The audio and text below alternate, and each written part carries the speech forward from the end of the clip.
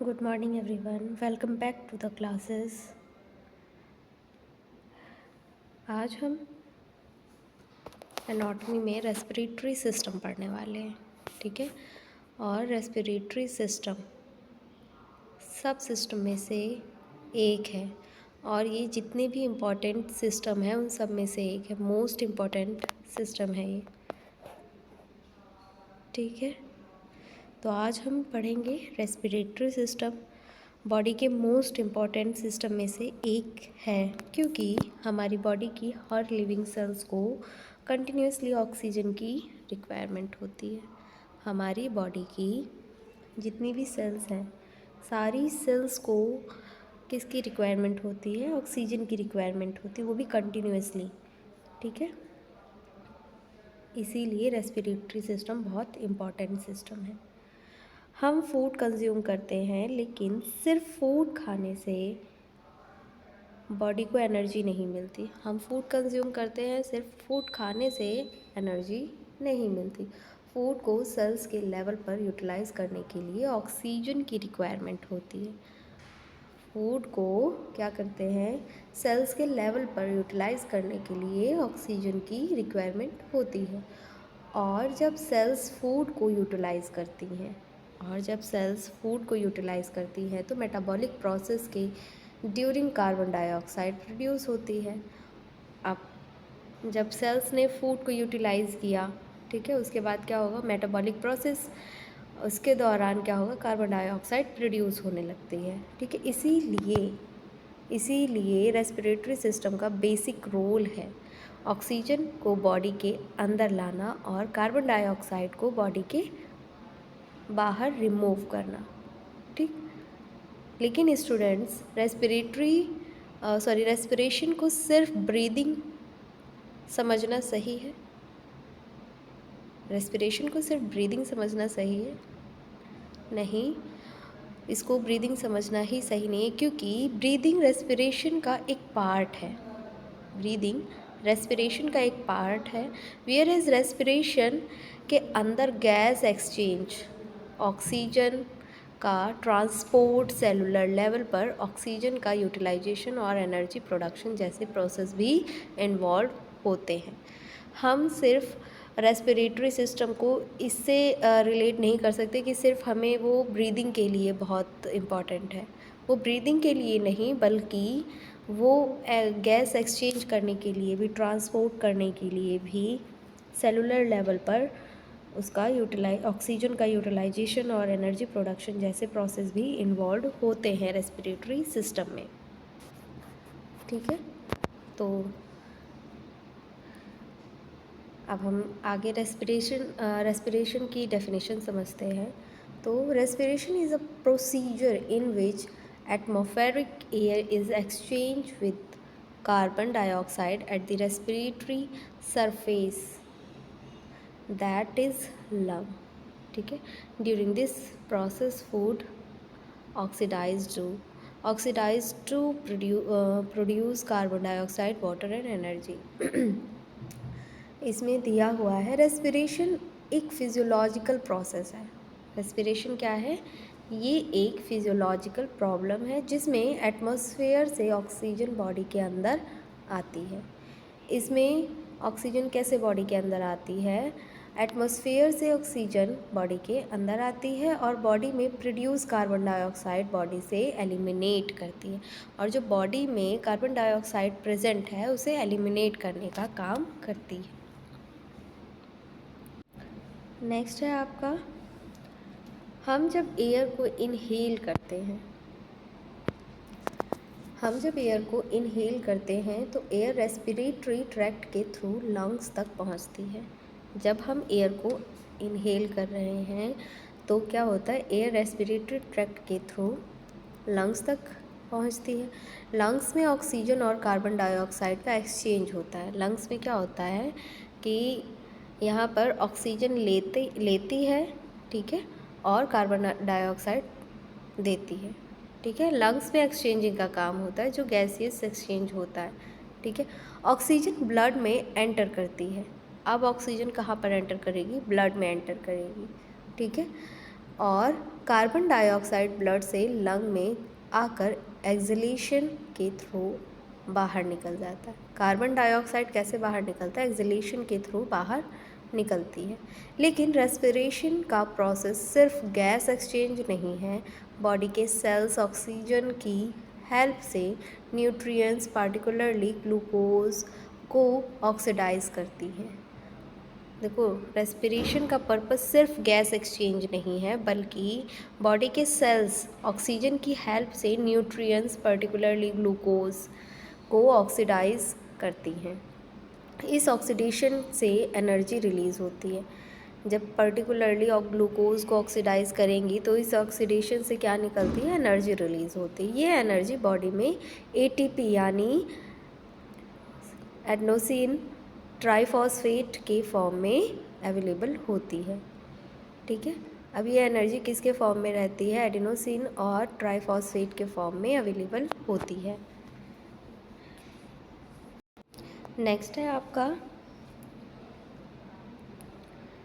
इसका एक लाइन में अगर मैं आपको इसको बताऊं तो रेस्पिरेशन ऑक्सीजन सप्लाई होता है, फिर उसके बाद कार्बन डाइऑक्साइड रिमूवल करता है, उसके बाद एनर्जी प्रोडक्शन करता है।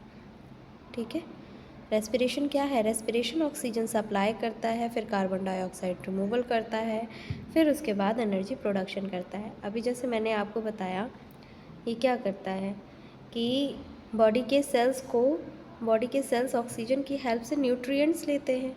ठीक है, न्यूट्रिएंट्स होता है उनमें, और फिर पर्टिकुलरली ग्लूकोज को क्या करते हैं? ये ऑक्सीडाइज करती हैं।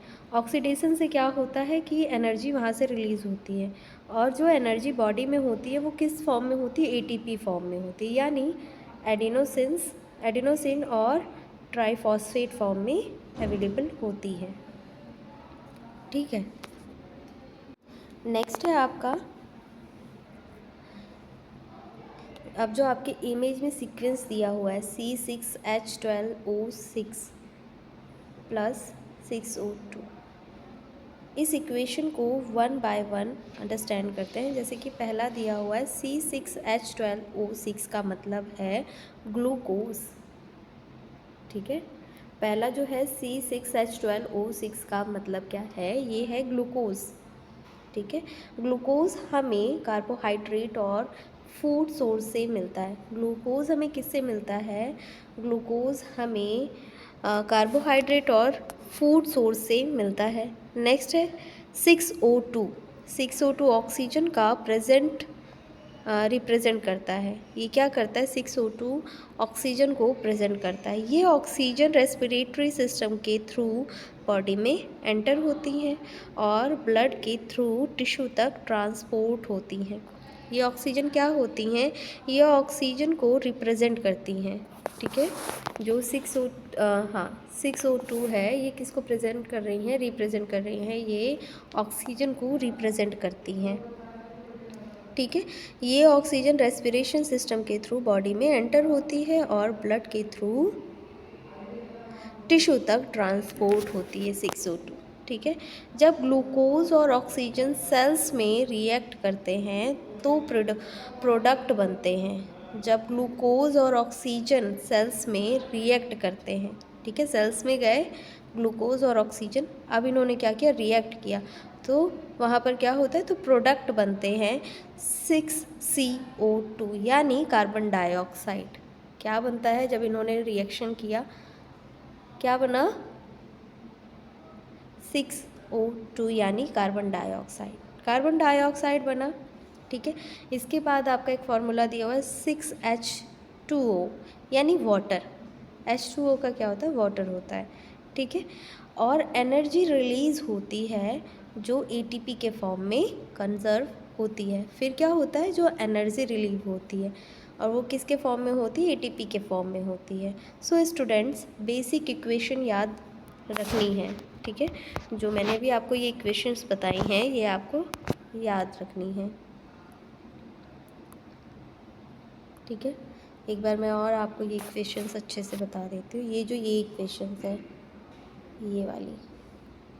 ठीक है, ये क्या है? ये है ग्लूकोज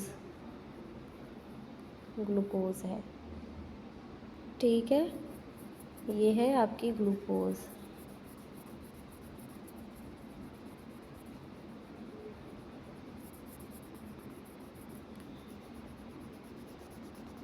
ये होता है आपका ग्लूकोज।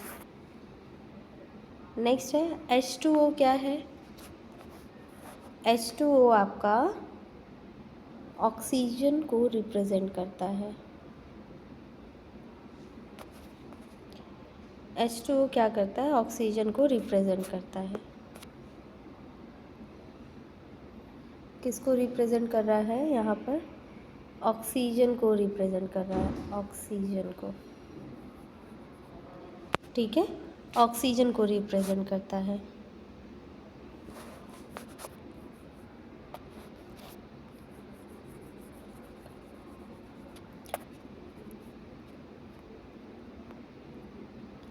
नेक्स्ट है आपका, नेक्स्ट आता है आपका HCO2। ये क्या है? HCO2 ये किसको रिप्रेजेंट कर रहा है?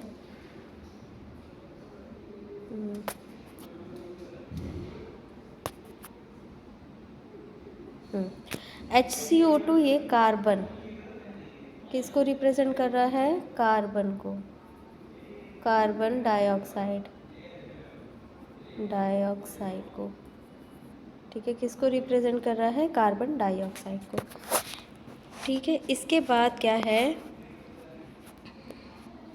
इसके बाद है आपका H2O। ये वाटर को रिप्रेजेंट करता है। ठीक है, इसका मीन्स होता है वाटर। और 38 ATP जो कि एनर्जी फॉर्म में होती है। ATP किसके फॉर्म में होती है? ये एनर्जी ATP के फॉर्म में होती है जो कंजर्व रहती है। ठीक है, तो आप लोग ये याद रखिएगा, ग्लूकोज प्लस ऑक्सीजन रिएक्ट करते हैं तो कार्बन डाइऑक्साइड होता है। ठीक है, कार्बन डाइऑक्साइड के सुनो, मैंने आपको क्या बताया था? मैंने आपको बताया था कि जो ग्लूकोज है, ग्लूकोज हमें कहाँ से मिलता है? ये हमें फूड सोर्स से मिलता है, कार्बोहाइड्रेट या फिर फूड सोर्स से मिलते हैं। ठीक है, और ये ऑक्सीजन मैंने क्या बताया था? ऑक्सीजन, ये ऑक्सीजन रेस्पिरेटरी सिस्टम के थ्रू बॉडी में एंटर होती है और ब्लड के थ्रू टिश्यू तक ट्रांसपोर्ट होती है। जब ग्लूकोज और ऑक्सीजन सेल्स में रिएक्ट करती हैं तब क्या होता है? तो प्रोडक्ट बनते हैं। कौन सा प्रोडक्ट बनता है? एनर्जी रिलीज़ होती है। कौन सी एनर्जी रिलीज़ हो रही है? ATP एनर्जी रिलीज़ होती है। ठीक है, वही सेम फार्मूला है यहाँ पर। ठीक, नेक्स्ट है ATP को हम बॉडी की एनर्जी करेंसी भी कह सकते हैं। ATP को हम क्या कह सकते हैं? एनर्जी करेंसी भी कह सकते हैं, क्योंकि बॉडी में muscle concentration, active transport, cellular activities और बहुत सारे फिजियोलॉजिकल प्रोसेस के लिए ATP की रिक्वायरमेंट होती है। क्यों होती है? क्योंकि बॉडी में muscle contraction, active transport, cellular activities और बहुत सारे फिजियोलॉजिकल प्रोसेस के लिए ATP की रिक्वायरमेंट होती है, यानी कि एनर्जी की रिक्वायरमेंट होती है। नेक्स्ट आता है आपका प्रोसेस इन्वॉल्व इन रेस्पिरेशन। ठीक है, तो फर्स्ट देखते हैं intake of environmental oxygen. Intake of environmental oxygen सबसे पहले है आपका इनटेक ऑफ एनवायरमेंटल ऑक्सीजन। तो एटमॉस्फेयर में ऑक्सीजन प्रेजेंट होती हैं। एटमॉस्फेयर में क्या होती हैं? ऑक्सीजन प्रेजेंट होती हैं। ऑक्सीजन कंटेनिंग एयर नोज या माउथ के थ्रू रेस्पिरेटरी ट्रैक्ट में एंटर करती है। ऑक्सीजन कंटेनिंग एयर जो है नोज़ या माउथ के थ्रू रेस्पिरेटरी ट्रैक्ट में एंटर करती है। एयर फेरिंग्स, लैरिंग्स और ट्रैकिया के पास ट्रैकिया से पास होकर ब्रोंकाई और ब्रोंक्यूल्स के थ्रू एल्वियोलाई तक जाती हैं। अब ये जो एयर हमने इनहेल की है ये कैसे कैसे इसका पाथवे जाता है? फेरिंग्स, लैरिंग्स, ट्रैकिया से फिर ब्रोंकाई, ब्रोंकाई से ब्रोंक्यूल के थ्रू एल्वियोलाई तक पहुंचती है। नेक्स्ट है सेकंड आपका दिया हुआ oxidation. Oxidation of food. Body cells glucose और अदर न्यूट्रिएंट्स को ऑक्सीजन की प्रेजेंस में यूटिलाइज करती है। बॉडी क्या करती है? बॉडी सेल्स ग्लूकोज और अदर न्यूट्रिएंट्स को ऑक्सीजन की प्रेजेंस में यूटिलाइज करती है। इस प्रोसेस के रिज़ल्ट में एनर्जी रिलीज़ होती है। इस प्रोसेस के रिज़ल्ट में एनर्जी रिलीज़ होती है। यही एनर्जी एटीपी के फॉर्म में कंज़र्व होती है। यही एनर्जी एटीपी के फॉर्म में कंज़र्व होती है। नेक्स्ट है elimination of carbon dioxide and water. Cellular metabolism के ड्यूरिंग कार्बन डाइऑक्साइड प्रोड्यूस होती है। कार्बन डाइऑक्साइड ब्लड के थ्रू लंग्स तक ट्रांसपोर्ट होती है। कार्बन डाइऑक्साइड लंग्स के थ्रू ट्रांसपोर्ट होती है। लंग्स में कार्बन डाइऑक्साइड एल्वियोलाई में एंटर करती है। अब कार्बन डाइऑक्साइड एल्वियोलाई में एंटर करती है और फिर एक्सहेलेशन के थ्रू बॉडी से बाहर निकल जाती है। ठीक है। नेक्स्ट है आपका conservation of energy in form of ATP. इसमें दिया हुआ है फूड के ऑक्सीडेशन से एनर्जी रिलीज़ होती है। फूड के ऑक्सीडेशन से क्या होता है? एनर्जी रिलीज़ होती है। बॉडी इस एनर्जी को एटीपी के फॉर्म में स्टोर यूज़ करती है। ठीक है। देखो, जो बॉडी है, जो एनर्जी मिली है, वो उसको किस फॉर्म में रखती है? एटीपी के फॉर्म में स्टोर करके रख लेती है। जो रेस्पिरेशन के बेसिक स्टेप्स को आप एक एक सीक्वेंस में अभी मैंने आपको बताया, उसे याद रखिएगा क्लास। ठीक है। जैसे ऑक्सीजन इनटेक किया, फूड ऑक्सीडेशन हुआ, फिर उसके बाद CO2 प्रोडक्शन हुआ, उसके बाद एटीपी फॉर्मेशन हुआ। ठीक है। और बॉडी किस फॉर्म में एनर्जी को रखती है? एटीपी फॉर्म में रखती है। तो एटीपी फॉर्मेशन हुआ। नेक्स्ट आता है आपका,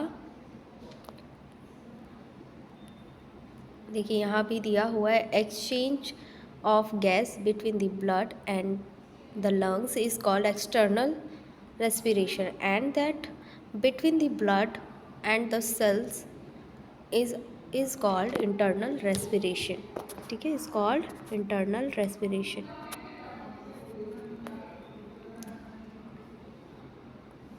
अभी इसमें जो एक्सटर्नल और इंटरनल बताया गया है, ठीक है, इसके बारे में थोड़ा सा बात करते हैं। इंटरनल और एक्सटर्नल रेस्पिरेशन। ठीक है, जैसा कि आप लोग इमेज में देख सकते हैं। ठीक है, आपको बताया जा रहा है कि इंटरनल और एक्सटर्नल रेस्पिरेशन क्या होता है, तो एक एक करके बात करते हैं। Exchange gases between blood and lungs is called external respiration. यानी एक्सटर्नल रेस्पिरेशन लंग्स और ब्लड के बीच होता है। किसके बीच होता है? लंग्स और ब्लड के बीच होता है एक्सटर्नल रेस्पिरेशन। लंग्स के एल्वियोलाई में ऑक्सीजन प्रेजेंट होती है। लंग्स के एल्वियोलाई में ऑक्सीजन प्रेजेंट होती हैं। ऑक्सीजन एल्वियोलाई से ब्लड में डिफ्यूज़ करती हैं। ऑक्सीजन एल्वियोलाई में क्या करती हैं? डिफ्यूज़ करती हैं। At the same time blood में प्रेजेंट कार्बन डाइऑक्साइड एल्वियोलाई में डिफ्यूज़ करती हैं। At the same time blood में प्रेजेंट जो कार्बन डाइऑक्साइड है वो एल्वियोलाई में डिफ्यूज़ करती हैं। फिर कार्बन डाइऑक्साइड एक्सहेलेशन के थ्रू बाहर निकल जाती है। ठीक है।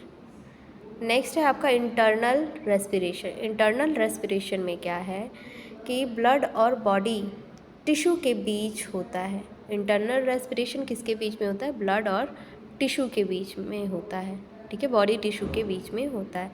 ब्लड ऑक्सीजन को टिश्यू तक लेकर जाती है। ब्लड ऑक्सीजन को टिश्यू तक लेकर जाती है। ऑक्सीजन ब्लड से टिश्यू सेल्स में डिफ्यूज़ करती है। ऑक्सीजन क्या करती है? ब्लड से टिश्यू सेल्स में डिफ्यूज़ करती है और टिश्यू सेल्स से कार्बन डाइऑक्साइड ब्लड में एंटर करती है। फिर क्या होता है कि जो कार्बन डाइऑक्साइड ब्लड में एंटर करती है, ठीक है, ये आपका हो गया इंटरनल रेस्पिरेशन। ठीक है, ब्लड ने क्या किया? टिश्यू सेल्स में गए। ठीक है, वहाँ पे ऑक्सीजन दिया। ठीक, इसको क्या कहते हैं? Internal respiration. नेक्स्ट है आपका रेस्पिरेटरी ट्रैक्ट। ठीक है, रेस्पिरेटरी ट्रैक्ट देखिए, अपर और लोअर रेस्पिरेटरी ट्रैक्ट दिया हुआ है। पहले हम देखेंगे अपर रेस्पिरेटरी ट्रैक्ट और फिर लोअर। अब हम एयर के पाथवे को फॉलो करते हैं। जैसे एयर सबसे पहले नोस्ट्रिल से एंटर करती है। एयर पहले कहाँ से एंटर करती है? नोस्ट्रिल से एंटर करती है, फिर नेज़ल कैविटी में जाती है। फिर कहाँ जाती है? नेज़ल कैविटी में जाती है। फिर उसके बाद फेरिंग्स, लेरिंग्स और उसके बाद ट्रेकिया। ट्रेकिया डिवाइड होकर राइट और लेफ्ट प्राइमरी ब्रोंकाई बनाता है। ट्रेकिया डिवाइड होकर क्या बनाता है? राइट और लेफ्ट ब्रोंकाई बनाता है, जो आपको ब्लू कलर से दिख रहा होगा। ठीक है, ये आपका ट्रेकिया है और इसने दो क्या बनाए हैं? पाथवे बनाए हैं। ठीक है, ये डिवाइड होकर दो ब्रोंकाई में बन गया है। ठीक है, प्राइमरी ब्रोंकाई बनती है इसमें, राइट और लेफ्ट प्राइमरी ब्रोंकाई बनती है इसमें। ब्रोंकाई फर्दर डिवाइडेड होकर स्मॉलर ब्रांचेस बनाती हैं। ठीक है, फिर ब्रोंकाई भी डिवाइड होकर स्मॉलर ब्रांचेस बनाती हैं, जिन्हें ब्रोंक्यूल्स कहते हैं। जिन्हें क्या कहा जाता है? ब्रोंक्यूल्स कहा जाता है। और फाइनली एयर एल्वियोलाई तक पहुंचती है। फिर फाइनली एयर कहाँ तक पहुंचती है? एल्वियोलाई तक पहुंचती है। तो एयर का पाथवे क्या है? नोस्ट्रिल से नेज़ल कैविटी, नेज़ल कैविटी से फेरिंग्स, फेरिंग से ट्रेकिया, ट्रेकिया से ब्रोंकाई, ब्रोंकाई से ब्रोंक्यूल्स, ब्रोंक्यूल से एल्वियोलाई। ये सिंपल पाथवे है इसका।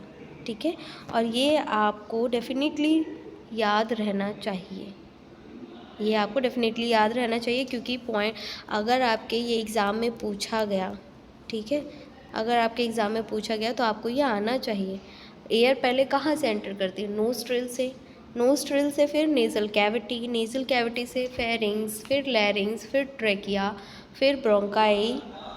ठीक है, फिर ब्रोंकाई से ब्रोंक्यूल्स, ब्रोंक्यूल से एल्वियोलाई तक जाती है और एल्वियोलाई में ही गैसियस एक्सचेंज होता है। ठीक है, ये आपको याद रखना बहुत इम्पोर्टेंट है। ठीक है, नेक्स्ट आते हैं nasal cavity, nostrils and paranasal sinus. ठीक है, नोस्ट्रिल्स क्या होता है? नोस्ट्रिल्स, तो सबसे पहले हम बात करते हैं नोस्ट्रिल्स की। नोस्ट्रिल्स नोज़ के एक्सटर्नल ओपनिंग होते हैं, जो हमें विजिबल हैं। ये क्या है? एक्सटर्नल ओपनिंग्स होते हैं। इन्हीं ओपनिंग के थ्रू रेस्पिरेटरी ट्रैक्ट में एंटर करती है। ठीक है, इन्हीं ओपनिंग के थ्रू जो एयर है रेस्पिरेटरी ट्रैक्ट में एंटर करती है। ठीक है, नेक्स्ट आते हैं नेज़ल कैविटी के बारे में। तो नेज़ल कैविटी क्या है? नेज़ल कैविटी के बाद नोस्ट्रिल्स के बाद नेज़ल कैविटी में एंटर करती है एयर। जब नोस्ट्रिल्स के थ्रू अंदर गई तो इसके बाद नेज़ल कैविटी तक पहुंचेगी।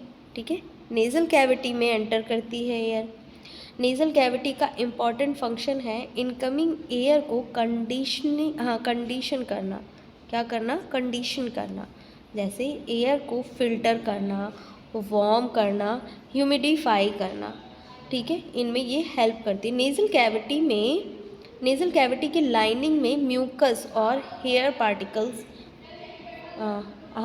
पार्टिकल्स को ट्रैप करने में हेल्प करते हैं। देखो, अब जो नेज़ल कैविटी है इसमें क्या होता है? यहाँ पे हेयर प्रेजेंट रहते हैं। ठीक है, और म्यूकस प्रेजेंट रहता है। जो बाहर से पार्टिकल्स आ रहे हैं, जैसे अभी वो जो हमने अभी इनहेल किया, ठीक है, हमने इनहेल किया और हमें नहीं पता कि उसमें क्या क्या छोटे छोटे सब्सटेंस हैं, क्या है। ठीक है, जो पार्टिकल्स हैं वो नहीं पता, वो पार्टिकल्स को वो ट्रैप कर लेता है। जो म्यूकस है, जो हेयर्स हैं, वो क्या करते हैं? पार्टिकल्स को ट्रैप कर लेते हैं, आगे नहीं जाने देते। ठीक है, इसीलिए नोज़ रेस्पिरेटरी सिस्टम का इम्पॉर्टेंट प्रोटेक्टिव पार्ट है। यहीं से होकर ही फिर एयर अंदर तक जाती है। ठीक है, यहीं से होकर ही फिर एयर अंदर तक जाती है। नेक्स्ट है, और ये एक इम्पॉर्टेंट रेस्पिरेटरी प्रोटेक्टिव पार्ट है, नेज़ल कैविटी।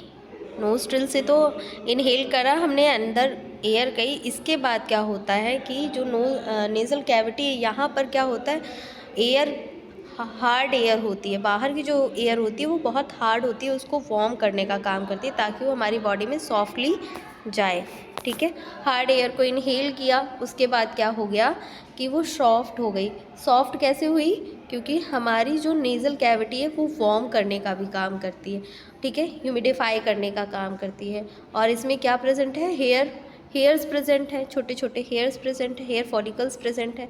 और फिर ये क्या करते हैं, जो बाहर से पार्टिकल्स आ रहे होते हैं उन्हें ट्रैप कर लेती है। ठीक, इसीलिए रेस्पिरेटरी सिस्टम का इम्पॉर्टेंट पार्ट क्या है? Protective part. कौन सा है? प्रोटेक्टिव इम्पॉर्टेंट पार्ट है नेज़ल कैविटी। ठीक है, अब आते हैं पैरा नेज़ल साइनसेस पे। Para nasal cavity, para nasal sinus, जैसा कि आप लोग डायग्राम में देख सकते हैं, पैरा नेज़ल साइनसेस है कहाँ पर? ठीक है, ये स्कल के कुछ बोन्स के अंदर प्रेजेंट होता है। ये स्कल के कुछ बोन्स के अंदर प्रेजेंट होता है। एयर फिल्ड स्पेस होते हैं। ये कैसे होते हैं? एयर फिल्ड स्पेस होते हैं जो नेज़ल कैविटी के अराउंड लोकेटेड होते हैं। ये नेज़ल कैविटी के अराउंड लोकेटेड होते हैं। ये रेस्पिरेटरी ट्रैक्ट से एसोसिएटेड स्ट्रक्चर हैं। ये रेस्पिरेटरी ट्रैक्ट से एसोसिएटेड स्ट्रक्चर हैं और वॉइस रिजोनेंस में भी कंट्रीब्यूशन करते हैं। ये क्या है? रेस्पिरेटरी ट्रैक्ट से भी एसोसिएटेड स्ट्रक्चर हैं और वॉइस रिजोनेंस में भी कंट्रीब्यूशन करते हैं। ठीक है, पैरा नेज़ल साइनसेस। तो क्लास, आज हम क्लास अपनी यहीं तक ही रखते हैं। बाकी हम अपनी अगली क्लास में ओरल कैविटी, लैरिंग्स, फेरिंग्स, ठीक है, एपिग्लोटिस, ये सब स्टडी करेंगे। ठीक है, तो आज की क्लास हम यहीं पर एंड करते हैं। क्लास एंड करने से पहले आप लोगों के लिए एक नोटिस है।